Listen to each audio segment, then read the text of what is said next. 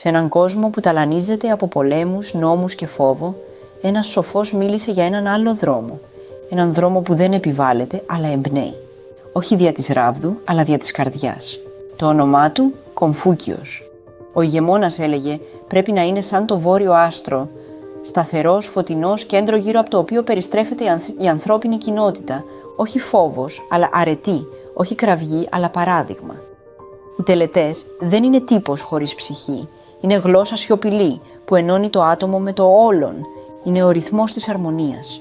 Ο παλμός μιας κοινωνίας που σέβεται τον εαυτό της. Ο άριστος δεν εξουσιάζει. Φωτίζει, δεν καταστέλει, εμπνέει.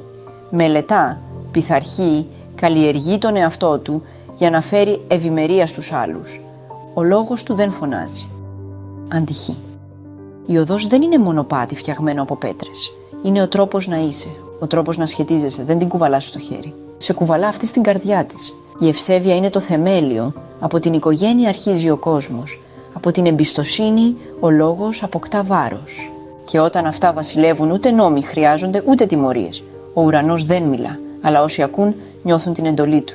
Η εντολή αυτή δεν δωρίζεται. Κερδίζεται με αρετή και χάνεται όταν το καλό ξεχνιέται. Να κυβερνάς με νόμους είναι εύκολο. Να κυβερνάς με αρετή είναι τέχνη. Και τέχνη είναι η ίδια η ζωή. Όταν διαμορφώνεται με ανθρωπιά, δικαιοσύνη, αξιοπιστία και ευσέβεια. Ο αληθινός ηγεμόνας δεν κυβερνά για να ελέγχει. Κυβερνά για να οδηγεί. Και ο δρόμος του είναι ο δρόμος της ψυχής.